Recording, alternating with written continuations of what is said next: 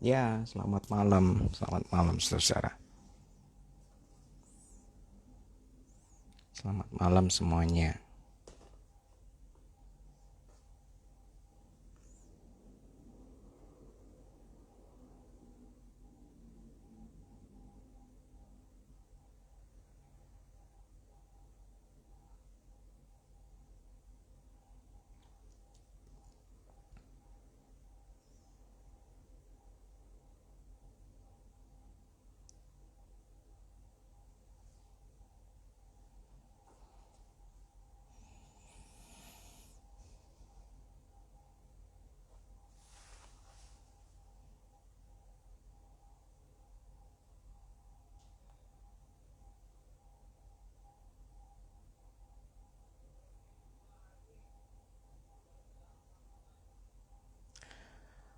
Ya, baik, kita akan segera memulai acara PA kita malam hari ini ya. Mari kita masuk dalam doa untuk memulainya. Bapa di dalam kerajaan surga, kami bersyukur karena di dalam perjalanan kehidupan kami, Tuhan tidak pernah meninggalkan kami untuk berjalan sendirian tanpa pimpinan dan bimbingan Tuhan. Kami bersyukur Tuhan sudah menyediakan firman-Mu, di mana kami boleh membaca, merenungkan, mempelajarinya, dan melaluinya Roh Kudus membimbing kami kepada kebenaran, sehingga kami boleh terus bertumbuh, bukan hanya makin mengenal Tuhan, tapi kami berharap lewat kebenaran yang kami terima dari firman-Mu, itu boleh menuntun kami untuk berjalan, berperilaku, menjalani kehidupan ini sesuai dengan kehendak-Mu, supaya hidup kami menjadi hidup yang berkenan di hadapan Tuhan dan boleh dipakai untuk menjadi kesaksian, kemuliaan bagi nama Tuhan. Engkau memberkati malam ini ketika kami bersama akan belajar dari kebenaran firman-Mu. Biarlah itu menolong dan memberkati kami semua. Dan biarlah materi ini pun nantinya juga boleh memberkati orang-orang, teman-teman, saudara kami yang akan mengaksesnya di waktu kemudian. Pimpinlah kami semua, lebih khusus lagi pimpinlah hamba-Mu ini dalam segala kelemahan dan keterbatasannya, supaya semua yang keluar dari lidah bibir hamba-Mu ini betul-betul sesuai dengan kehendak Tuhan sendiri. Terima kasih Tuhan, berkati saudara sekalian yang mengikuti langsung menjadi bagian dari acara malam hari ini. Berkatilah aliran internet ataupun segala perlengkapan yang kami pakai. Terima kasih Tuhan, terpuji nama-Mu. Dalam nama Tuhan Yesus kami berdoa, amin. Ya, baik, selamat malam sekali lagi buat teman-teman semua ya. Senang sekali bisa berjumpa kembali walaupun hanya masih lewat virtual seperti ini ya. Kita berdoa, kita berharap perjumpaan ini tidak menjadi sia-sia. Saya juga menyapa mungkin saudara-saudara yang mungkin malam ini sama seperti banyak orang sudah mungkin sedang dalam perjalanan ya menuju ke tempat mudiknya masing-masing ya, atau ke tempat liburannya, atau bahkan mungkin yang sudah di tempat liburan yang nantinya mengakses materi ini dimanapun dan kapanpun. Biarlah firman Tuhan yang kita baca dan renungkan itu boleh memberkati hidup kita ya. Baik saudara, malam hari ini saya akan melanjutkan pembahasan masih dari bagian kitab 1 Samuel ya. Sudah beberapa perikop saudara pelajari. Malam ini saya akan membahas dari 1 Samuel pasal yang kedua, 1 Samuel pasal yang kedua, mulai ayat 27 sampai 36. Saya akan bacakan buat saudara-saudara sekalian. 1 Samuel pasal 2 mulai ayat 27 demikian. Seorang abdi Allah datang kepada Eli dan berkata kepadanya, "Beginilah firman Tuhan, bukankah dengan nyata aku menyatakan diriku kepada nenek moyangmu ketika mereka masih di Mesir dan takluk kepada keturunan Fir'aun? Dan aku telah memilihnya dari segala suku Israel menjadi imam bagiku, supaya ia mempersembahkan korban di atas mezbahku, membakar ukupan dan memakai baju efod itu di hadapanku. Kepada kaummu telah kuserahkan segala korban api-apian orang Israel. Mengapa engkau memandang dengan loba kepada korban sembelianku dan korban sajianku yang telah kuperintahkan? Dan mengapa engkau menghormati anak-anakmu lebih daripadaku, sambil kamu menggemukkan dirimu dengan bagian yang terbaik dari setiap korban sajian umatku Israel? Sebab itu, demikianlah firman Tuhan Allah Israel. Sesungguhnya aku telah berjanji, keluargamu dan kaummu akan hidup di hadapanku selamanya. Tetapi sekarang, demikianlah firman Tuhan, jauhlah hal itu daripadaku. Sebab siapa yang menghormati aku akan kuhormati, tapi siapa yang menghina aku akan dipandang rendah. Sesungguhnya akan datang waktunya bahwa aku akan mematahkan tangan kekuatanmu dan tangan kekuatan kaummu, sehingga tidak ada seorang kakek dalam keluargamu. Maka engkau akan memandang dengan mata bermusuhan kepada segala kebaikan yang akan kulakukan kepada Israel. Dan dalam keluargamu tak akan ada seorang kakek untuk selamanya. Tetapi seorang daripadamu yang tidak kulenyapkan dari lingkungan mezbahku akan membuat matamu rusak dan jiwamu merana. Segala tambahan keluargamu akan mati oleh pedang lawan. Inilah yang akan menjadi tanda bagimu, yakni apa yang akan terjadi kepada kedua anakmu itu, Hofni dan Pinehas. Pada hari yang sama keduanya akan mati. Dan aku akan mengangkat bagiku seorang imam kepercayaan yang berlaku sesuai dengan hatiku dan jiwaku. Dan aku akan membangunkan baginya keturunan yang teguh setia, sehingga ia selalu hidup di hadapan orang yang kuurapi.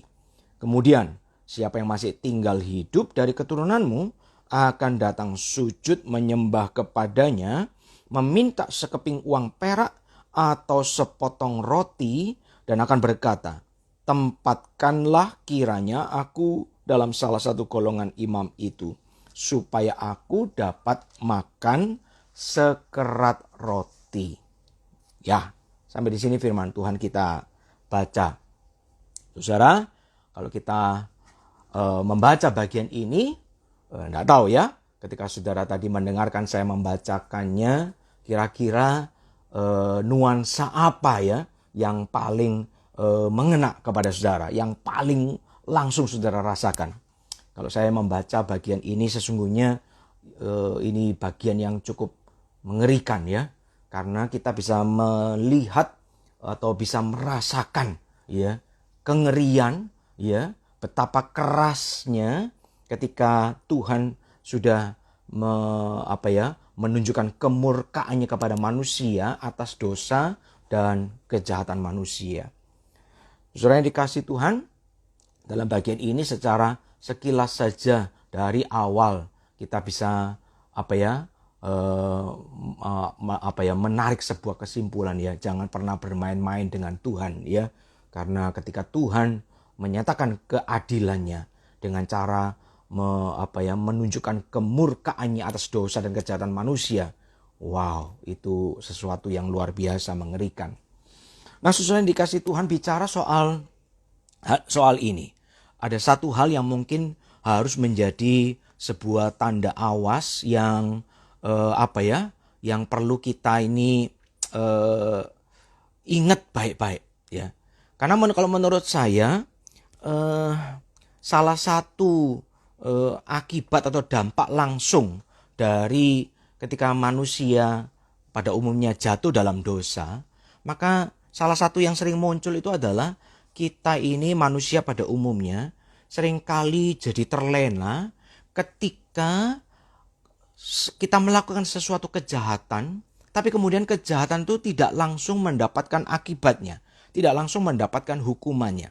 Ya. Lalu kemudian makin lama seakan-akan tanpa sadar kita itu merasa mendapat pembenaran ya, atau mendapat permakluman. Sehingga lalu kemudian tanpa sadar atau ya sadar ya, lalu kemudian akhirnya kejahatan itu justru terus kita lakukan dan akhirnya bahkan malah bereskalasi makin lama makin serius, makin lama makin besar skalanya. Misalnya ya, kalau kita lihat ya, di jalan-jalan itu misalnya ya, katakanlah tentang rambu lalu lintas, ya, lampu lalu lintas itu ya. Kita ngelihat kenapa ya di sekitar kita ini ada begitu banyak orang itu yang suka melanggar, ya, yang suka melanggar. Lalu kemudian kalau diperhatikan ya, mungkin kalau kita ngelewati jalan itu maksudnya berulang kali gitu ya, atau kemudian ya bisa jadi bahkan itu adalah diri kita sendiri juga melakukannya. Yaitu apa? Ketika satu pelanggaran itu dilakukan, lalu kemudian kan biasanya belum tentu langsung dapat akibatnya. Belum tentu langsung tertangkap polisi, belum tentu langsung kena hukuman tilang, denda dan lain sebagainya. Dan itu lalu kemudian membuat bereskalasi. Betul ya? Satu orang melanggar rasanya tidak apa-apa, makin lama lalu kemudian 2 orang, 3 orang, 5 orang, makin lama makin banyak yang melanggar. Biasanya seperti itu ya. Sesuatu yang salah ketika kemudian tidak langsung mendapatkan akibatnya, hukumannya atau konsekuensinya, lalu kemudian makin lama seakan-akan dianggap sebagai sesuatu yang biasa, ya. Oh iya sih, ada aturannya. Iya sih, itu jelas-jelas melanggar. Tapi ya wong ndak ada hukumannya kok. Ya, lalu kemudian ujung-ujungnya ya sudah, dilakukan aja terus. Bahkan lama-lama itu kemudian menjadi makin bereskalasi, makin membesar. Betul ya? Kalau kita lihat misalnya kasus-kasus korupsi misalnya. Saya kok yakin bahwa mereka-mereka yang kemudian tertangkap itu ya, apalagi kalau yang nangkap itu sekelas KPK atau Kejaksaan Agung gitu ya. Jumlah-jumlah yang pasti bukan jumlah yang kecil gitu ya. Saya kok percaya dan yakin 1000% itu bukan kasus pertama, pelanggaran pertama mereka lakukan. Ya, biasanya sudah sering terjadi. Mungkin awal-awal korupsinya kecil-kecil, tapi ya itu, mungkin kok rasanya tidak ada yang tahu, atau mungkin tahu pun dimaklumi. Lalu lama-lama dilanjutkan, makin lama makin membesar dan seterusnya. Betul ya? Seringkali yang terjadi seperti itu bukan? Atau kalau kita ngelihat kasus-kasus atau kejadian-kejadian terjadi dalam sebuah rumah tangga misalnya, juga begitu kan? Misalkan antara suami istri atau orang tua dan anak misalnya ya, kita sering menjumpai kenapa ketika seorang anak itu kemudian satu kali bisa melakukan sebuah kesalahan yang serius, kesalahan besar, saya kok yakin sekali itu tidak terjadi seketika dengan mendadak ya. Biasanya perilaku yang salah itu sudah didului dilakukan oleh perilaku salah kecil-kecil yang sebelumnya. Cuman mungkin karena dianggap tidak terlalu serius, lalu kemudian dibiarkan sama orang tuanya mungkin, atau sama orang di sekitarnya. Lama-lama si anak merasa itu sesuatu yang biasa, sesuatu yang ya, saya percaya sebetulnya dalam hati kecil kita manusia itu kan dikasih Tuhan ini ya, hati nurani. Tahu kok salah, tapi ya sudah, ndak dihukum, dimaklumi, lama-lama yang terbangun konsepnya, oh nggak apa-apa. Lalu kemudian makin lama makin membesar. Nah, bagian firman Tuhan yang kita pelajari hari ini tuh mengingatkan kita betul akan hal ini, ya.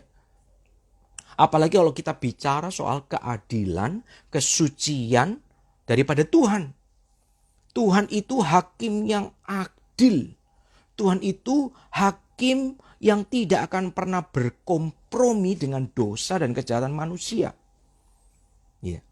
Hanya masalah waktu saja kalau sampai kemudian Tuhan itu seakan-akan berdiam diri, tidak melakukan apa-apa ketika berhadapan dengan dosa dan kejahatan manusia. Salah besar kalau kemudian kita berpikir bahwa karena yang melakukan kejahatan itu apakah orang lain ataukah diri kita sendiri tidak mengalami akibatnya secara langsung, tidak menerima hukumannya secara langsung, lalu kemudian kita punya konsep berarti Tuhan tidak apa-apa, Tuhan maklum. Salah besar. Karena bagi saya Tuhan itu biar bagaimana adalah pribadi yang maha suci.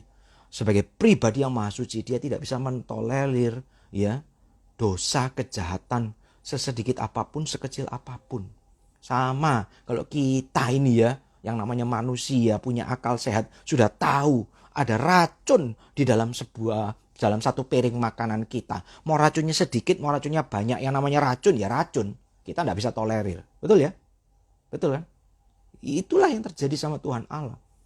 Maka sekali lagi peringatan bagi kita adalah dari awal firman Tuhan yang kita pelajari ini mengingatkan betul akan seriusnya masalah ini. Kita lihat ini kejadian dari keluarga Imam Eli ini. Sebuah kisah cerita yang sangat tragis ya. Sebuah tragedi luar biasa. Karena terjadinya bukan pada keluarga orang kebanyakan. Tapi ini terjadinya pada keluarga seorang imam, pemimpin agama tertinggi hari itu, yang harusnya dikatakan menjadi pribadi yang mewakili Allah untuk memimpin umat ya berjalan dalam kebenaran, dalam kehidupan yang sesuai dengan firman Tuhan dan kehendak Tuhan. Seorang pribadi atau dalam keluarga yang diharapkan harusnya memimpin orang Israel, umat itu untuk kemudian bisa membedakan mana yang benar, mana yang salah, mana yang baik, mana yang tidak baik, mana yang sesuatu yang berkenan kepada Allah atau mana yang jahat. Tapi tragisnya kita belajar, kita lihat keluarga Imam Eli ternyata tidak seperti itu. Betul ya? Kalau kita bandingkan dengan perikop yang sebelumnya, mungkin saudara juga sudah mempelajarinya di waktu yang sebelumnya. Wah, kita diperlihatkan ya, kejahatannya anak-anak Imam Eli itu sebetulnya luar biasa, vulgar kalau saya bilang. Kenapa? Karena kalau orang melakukan kejahatan itu biasanya sembunyi-sembunyi. Ini anak-anak Imam Eli ini bahkan melakukan kejahatannya secara terang-terangan. Yang paling tidak dua jenis kejahatan yang jelas-jelas dilakukan secara terang-terangan itu adalah ketika mereka itu merampok ya korban, daging korban persembahan yang dibawa umat Israel harusnya dipersembahkan kepada Tuhan. Bagian yang terbaik Tuhan sudah atur secara detail dalam kitab Imamat misalnya, dalam bagian-bagian sebelumnya. Tuhan sudah atur secara detail mana haknya imam dan keluarga, mana haknya Tuhan Allah. Tapi celakanya ini anak-anak Imam Eli ini bahkan ya nggak peduli. Bahkan ketika orang Israel itu memberi peringatan, negur loh, ini celakanya, ditegur loh, kamu itu loh yang kamu lakukan ini nggak salah ta. Kamu ini sedang merampok bagiannya Tuhan Allah loh. Yang terjadi adalah mereka justru malah marah. Ini celaka betul ya. Sudah pemimpin agama harusnya lebih ngerti soal benar salah, soal kudus atau dosa. Lalu kemudian melakukan kejahatannya secara terang-terangan. Lalu kemudian ditegur oleh umat. Lah kok masih ngegas ya kalau kata orang zaman sekarang. Kok malah merekanya yang lebih galak daripada yang menegur. Lalu kemudian hal yang kedua dilakukan adalah berzina, dan sekali lagi berzinanya ini terang-terangan dengan wanita-wanita penjaga kemah. Mereka melakukan perzinahan yang luar biasa. Wow, ini jelas-jelas gak bisa dianggap remeh kejahatan anak-anak Eli, Hofni dan Pinehas ini. Dan kalau kita perhatikan, ini bukan untuk sejangka waktu loh. Ini bukan untuk, namanya mungkin kilaf kata orang ya. Seringkali kan kalau orang kemudian ditangkap, lalu kemudian di kantor polisi ngomongnya maaf Pak polisi, atau di hadapan hakim ngomong maaf Pak hakim, kilaf gitu ya. Duh, yang namanya kilaf itu kan kalau ya itu belum pernah ngalami, belum pernah melakukan, lalu tiba-tiba ya karena mungkin lagi emosinya naik, serempetan di jalan, lalu kemudian mukul orang. Loh, itu bisa dibilang kilaf. Nah, tapi kalau terjadi berulang kali dan untuk waktu yang panjang, itu bukan kilaf lagi namanya. Itu namanya nikmat, betul ya? Kalau kita perhatikan misalnya kasus yang kemarin rame itu ya, ada beberapa kasus sebetulnya, tapi yang paling disorot itu adalah seorang apa itu ya, pimpinan apa itu ya, pondok ya, yang kemudian menghamili belasan anak didiknya, murid-murid perempuannya, ya. Sampai kemudian dari belasan yang hamil itu bahkan dia punya belasan anak, ya. Bahkan masih ada waktu kebongkar, masih ada yang dalam posisi hamil, ya. Makanya ujung akhirnya masyarakat marah betul, lalu kemudian sampai di apa itu kalau tidak salah pengadilan tinggi atau di Mahkamah Agung, akhirnya kasasinya adalah dihukum mati. Kenapa? Karena ini kasus kejahatan bukan cuma 1 kali, 2 kali. Bukan cuma satu hari, 2 hari. Tapi bertahun-tahun. Dan korbannya itu belasan, bahkan mungkin lebih dari itu. Tidak bisa lagi disebut khilaf ini. Hukumannya diberikan dengan keras luar biasa. Ini anak-anak Eli melakukan kejahatan seperti itu. Dan celakanya sebetulnya, kalau kita baca bagian yang perikop tadi kita baca dengan baik-baik, dengan teliti, sebetulnya Imam Eli ini sama bersalahnya. Walaupun dia mungkin tidak dengan tangannya langsung merampok itu korban, daging korban. Mungkin dia tidak ikut-ikutan berzina dengan wanita-wanita penjaga kemah, ya. Tapi sebetulnya Eli dipandang Tuhan sama jahatnya, sama bersalahnya, sama berdosanya.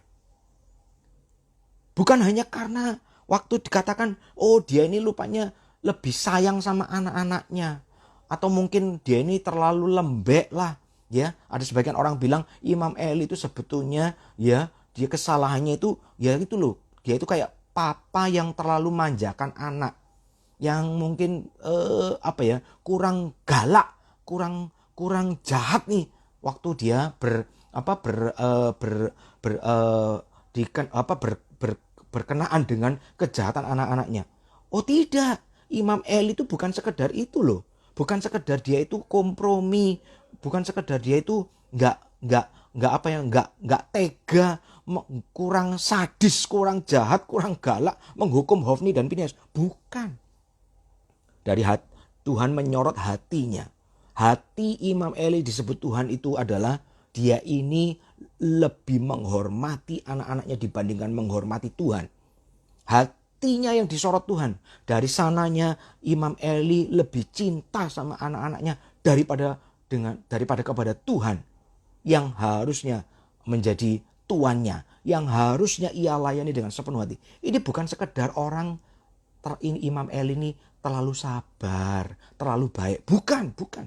Imam Eli ini dosanya yang begitu serius adalah dia lebih cinta, lebih hormat kepada anaknya dibanding kepada Tuhan. Tapi menurut saya ada satu lagi kejahatan yang tidak kalah ngerinya. Yaitu apa? Dia ikut menikmati hasil kejahatan dosa dari anak-anaknya. Iya toh? Di sana dikatakan Tuhan berkata apa? Oh kamu itu waktu dikatakan di dalam ayat 29. Mengapa engkau memandang dengan loba kepada korban sembelianku dan korban sajianku? Perhatikan loh. Engkau itu siapa? Bukan Hofni Pinehas. Eli. Eli itu dalam hati. Memang di dalam hatinya pun Tuhan sudah tahu persis. Dia sendiri adalah orang yang tamak. Dia sendiri adalah orang yang rakus. Sehingga dia mengingini daging korban persembahan dari umat Israel yang diberikan kepada Tuhan lewat kemah pertemuan itu. Dan dikatakan di dalam ayat selanjutnya, sambil kamu menggemukkan dirimu dengan bagian yang terbaik dari setiap korban sajian umatku Israel. Dan nanti kalau kita baca misalnya kita bandingkan dengan yang pasal 4 misalnya gitu ya. Dikatakan di dalam ayat 18 ketika disebutnya tabut Allah itu yang dirampas oleh orang Filistin, jatuhlah Eli terlentang dari kursi di sebelah pintu gerbang. Batang lehernya patah dan ia mati sebab telah tua dan gemuk orangnya. 40 tahun lamanya ia memerintah sebagai hakim atas orang Israel. Saya bukan mau berkata bahwa kalau seseorang itu gemuk orangnya itu berarti pasti tamak, serakah, rakus. Bukan loh ya, bukan. Tapi kalau kita kaitkan, itu adalah salah satu tanda konfirmasi bahwa sebetulnya selama ini Eli itu menikmati kerakusan, ya, didorong oleh kerakusan dirinya sendiri. Dia menikmati kejahatan anak-anaknya yang merampok daging korban sembelian. Salah satu yang harusnya dibakar itu adalah lemak-lemak terbaik. Nah, ya, saya juga kalau makan, ya, apalagi kalau makan B2 ya, itu kalau yang ada lemaknya itu salah satu bagian paling nikmat ya. Nah, wah, Eli rupanya walaupun yang dipersembahkan itu bukan B2 ya, bukan babi, karena babi itu haram bagi orang Israel zaman itu ya, untuk persembahkan Tuhan. Tapi bagian yang berlemak itu ya, bagian yang baik harusnya itu dibakar habis untuk Tuhan. Tapi justru bagian-bagian itu yang kemudian dirampas oleh Hofni dan Pinehas, yang kemudian ikut dinikmati oleh Imam Eli. Ya, saudara-saudara, sekali lagi ya, Eli itu salahnya bukan cuma terlalu sabar sama anaknya, bukan. Tapi Eli sendiri hatinya jahat. Dia tidak menghormati Tuhan, dan itu sama juga, sejalan juga dengan kerakusannya, ketamaannya. Ikut menikmati korban yang dijarah, dirampok oleh anak-anaknya. Selama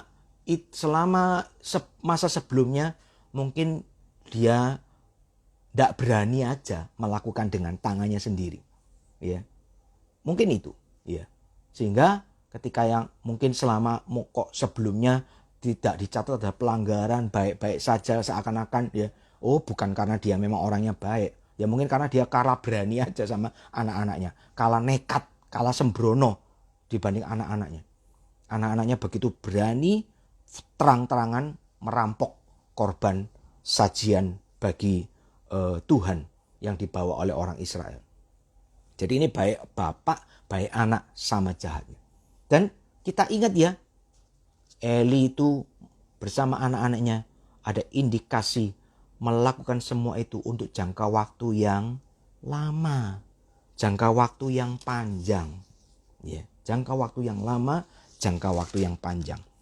Tabut perjanjian itu dikatakan waktu akhirnya benar-benar dirampas oleh orang Filistin itu, lalu kemudian Samuel dipanggil, kemudian bisa menggantikan kedudukan Eli dan Hofni Pinehas, menunjukkan bahwa Samuel sudah cukup dewasa, ya, paling tidak sudah cukup umur ya untuk kemudian memimpin orang Israel.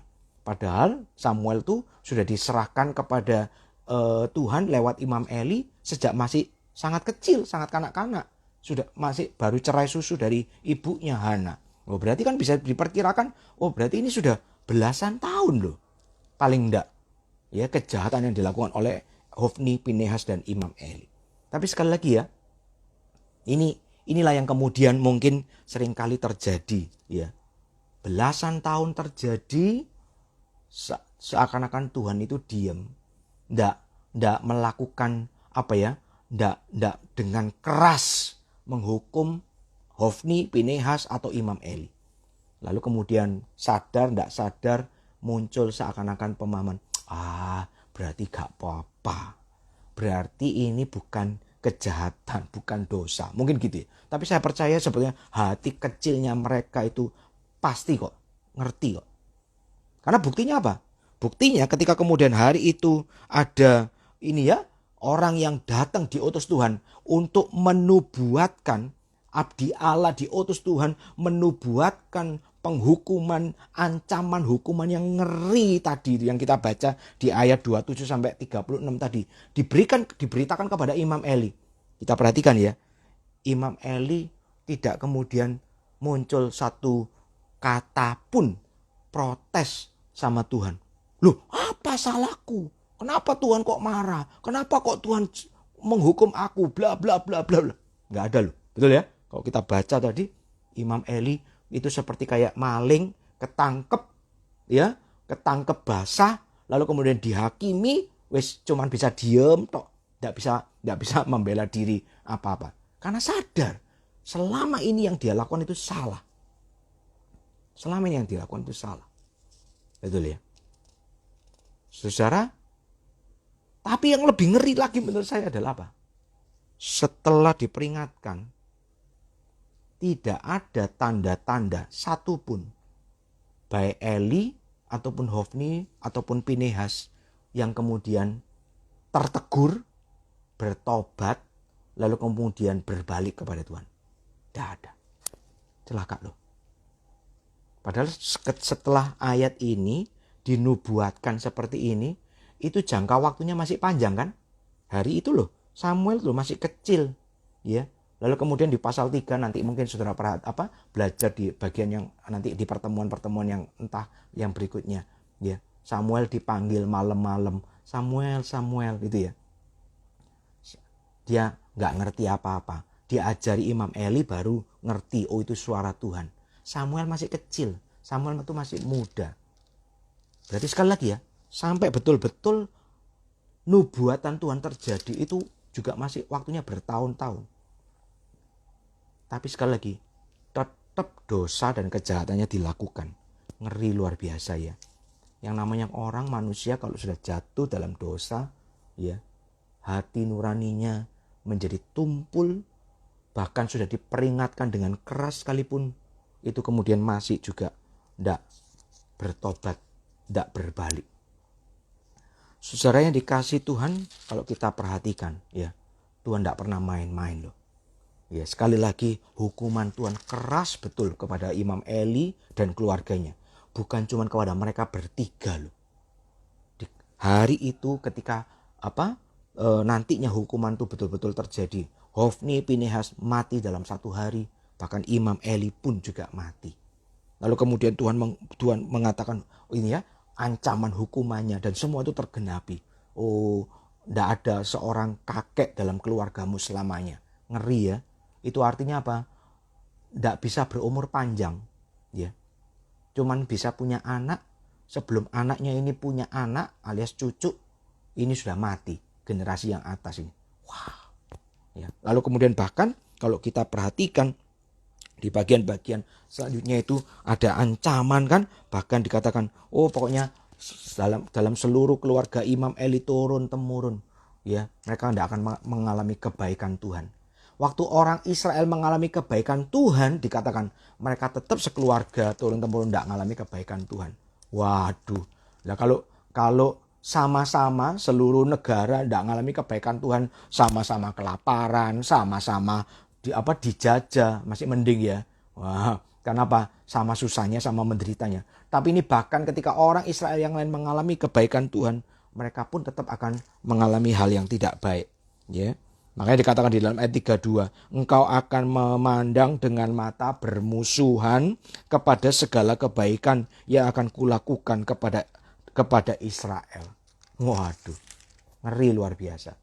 Lalu kemudian di ayat yang bagian-bagiannya akhir, dikatakan di ayat 35, 36 misalnya ya, aku akan mengangkat bagiku seorang imam kepercayaan. Ini bukan Samuel ya, tapi imam kepercayaan yang kemudian akan menggantikan anak keturunan atau dari keluarga Eli, ya. Lalu kemudian di ayat 36, kemudian siapa yang masih tinggal hidup dari keturunanmu akan datang sujud menyembah kepadanya untuk sekedar minta uang perak atau sepotong roti, dan akan berkata, tempatkanlah kiranya aku dalam salah satu golongan imam itu, supaya aku dapat makan sekerat roti. Sampai dikatakan anak keturunan Eli akan jadi seakan-akan seperti gelandangan ya.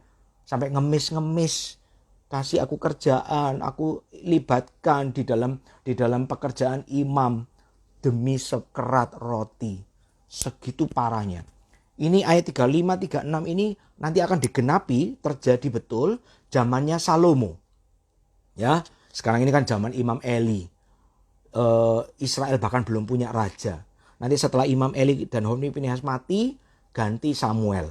Setelah Samuel, di masanya Samuel nanti ada Raja Saul, raja pertama. Setelah Saul nanti ada Daud, ya. Setelah itu Saul 40 tahun, Daud 40 tahun, lalu muncul Raja Salomo. Nah, di dalam 1 Raja-Raja pasal 2 itu diceritakan ya, di ayat 27. Lalu Salomo memecat Abiatar dari jabatannya sebagai imam Tuhan.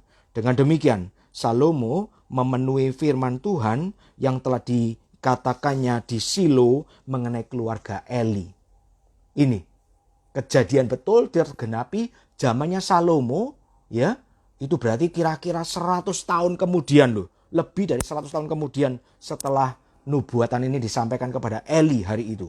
Betul-betul anak keturunannya nanti terakhir itu di Abiatar. Dari Abiatar lalu kemudian dipecat oleh Salomo, lalu digantikan Imam Sadok dan keturunannya. Betul-betul tergenapi. Jadi sekali lagi ya, kalau kita bicara soal waktu Tuhan, waduh, Tuhan itu bukan kita, bukan manusia. Manusia kita bukan Tuhan. Ya, ada ayat Alkitab, 1 hari sama dengan 1000 tahun, 1000 tahun sama dengan 1 hari. Betul ya? Tuhan itu pribadi kekal, ndak ada hitungan waktu, Bapak Ibu saudara-saudaraku, ya. Ndak ada sebentar, lama, ya, panjang pendek, ndak ada. Tuhan itu kekal. Kita bisa ngerasa sebentar, bisa ngerasa lama, tapi tidak dengan Tuhan. Ya. Dan seringkali bicara timeline, pengaturan waktunya Tuhan itu tidak selalu sama dengan kita. Betul ya? Kita ngerasa kok sudah begitu lama ya. Tuhan tidak nolong-nolong. Percayalah, waktu Tuhan itu yang terbaik, pasti tepat. 1 hari sama dengan 1000 tahun, 1000 tahun sama dengan 1 hari. Ya. Waktu Tuhan itu yang terbaik. Ya. Kita merasa lama. Tapi Tuhan itu yang paling penting bagi Tuhan adalah bukan soal lama atau sebentar, panjang atau pendek. Bukan. Tapi waktu yang paling tepat. Ketika di dalam pengkhotbah dikatakan Tuhan menjadikan segala sesuatu indah pada waktunya. Waktunya siapa? Waktu Tuhan. Tuhan itu ngatur segala sesuatu dengan tepat. Kebaikannya diberikan kepada kita tepat. Tidak terlambat, tidak terlalu cepat. Tapi jangan lupa, itu bukan cuma soal kebaikan. Termasuk juga soal keadilan. Keadilan Tuhan itu juga dinyatakan tepat. Tidak pernah terlambat, tidak pernah terlalu cepat. Kita kadang merasa kalau misalnya kita jadi korban, ya, korban dari ketidakadilan, korban dari kejahatan orang lain. Siapalah misalnya ya, entah pasangan, entah orang tua, entah anak, entah mantu, entah mertua, siapalah, entahlah, siapapun ya, teman kerja, tetangga atau siapapun. Kita kadang merasa, Tuhan, kok orang ini dibiarkan terus jahat sama aku ya. Kapan ini Tuhan? Kapan? Aku ini sudah tidak kuat gitu ya. Tuhan ini kok diem aja sih? Apa ini Tuhan ini tidak ngerti betapa jahatnya kelakuannya sama aku. Bapak Ibu, saudara-saudara, penghiburannya adalah sekali lagi ya. Tuhan tidak kenal panjang atau pendek, sebentar atau lama. Karena Tuhan adalah pribadi yang kekal. Pertolongannya sekaligus keadilannya itu akan dinyatakan di waktu yang tepat. Dia pasti bertindak. Tapi sekaligus menjadi peringatan. Kalau Tuhan mengingatkan kita masih dengan peringatan, saya yakin, percaya, dari awal itu pasti Tuhan tuh memberi peringatan dengan lemah lembut, kesabaran, kemurahan untuk kita bertobat dari dosa dan kejahatan kita. Jangan keraskan hati. Ya. Karena sekali lagi, Tuhan itu tidak pernah tinggal diam. Pada waktunya, Tuhan akan menyatakan keadilannya juga kepada kita. Nah, makanya ini menjadi sebuah peringatan Penghiburan iya. Ya, penghiburan jelas. Ketika kita menjadi korban ketidakadilan, kejahatan orang lain, percayalah, Tuhan tidak akan pernah tinggal diam. Tapi ini juga jadi sebuah peringatan. Peringatan yang tegas bagi kita semua.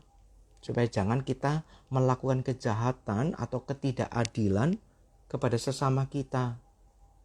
Mentang-mentang tidak ada sesuatu yang terjadi lalu kita merasa, oh nek gitu gak apa-apa. No. Sesuatu yang jahat, ya. Karena kalau kita dijahati, kita bisa berseru sama Tuhan. Orang yang kita jahati juga berseru kepada Tuhan loh. Ya. Jadi jangan kita melakukan kejahatan kepada orang lain, kepada sesama kita. Ketidakadilan. Karena itu semua ya pada waktunya akan diperhitungkan Tuhan. Untuk kemudian kita harus menghadapinya. Semoga Tuhan menolong kita semua ya Bapak Ibu. Sekali lagi biarlah apa yang terjadi pada keluarga Imam Eli ini menjadi sebuah pelajaran berharga ya buat kita semua. Kiranya Tuhan menolong, kiranya Tuhan memberkati, kiranya Tuhan terus memimpin kita dalam perjalanan hidup kita sehingga kita bisa selalu hidup dalam kebenaran. Baik, saya pikir itu yang bisa saya sampaikan saat ini. Kiranya Tuhan memberkati kita semua. Mari kita masuk dalam doa ya Bapak Ibu sekalian.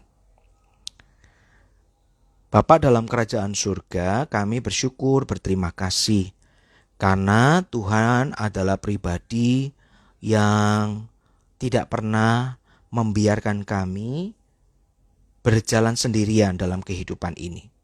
Itu berarti ketika kami mengalami atau menjadi korban kejahatan, ketidakadilan dari orang lain, kami boleh menerima penghiburan bahwasanya Tuhan tidak akan pernah tinggal diam.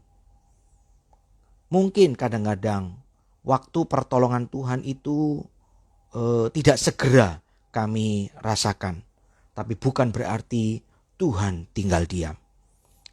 Kami diingatkan hari ini bahwa pada waktunya Tuhan akan melakukan keadilan-Mu, menyatakan kemurahan-Mu bagi kami maupun juga kepada orang yang menjadi pelaku ketidakadilan. Tapi ya Tuhan, ini juga menjadi sebuah tanda awas buat kami sendiri. Terima kasih Engkau sudah memberi kami peringatan itu. Sebelum kami jatuh makin dalam dosa kejahatan yang kami lakukan kepada Tuhan ataupun ketidakadilan yang kami lakukan kepada orang lain. Tuhan, terima kasih untuk peringatan-Mu. Tolong kami, berikan kami kepekaan supaya seiring waktu mungkin hati nurani kami jadi makin tumpul. Kami merasa yang kami lakukan itu tidak salah, tidak jahat. Tapi kalau itu Tuhan anggap sebagai sebuah kejahatan dan kesalahan, ingatkanlah kami Tuhan, ingatkanlah kami. Roh Kudus, Roh penghiburan, bimbing kami, didik kami dalam kebenaran.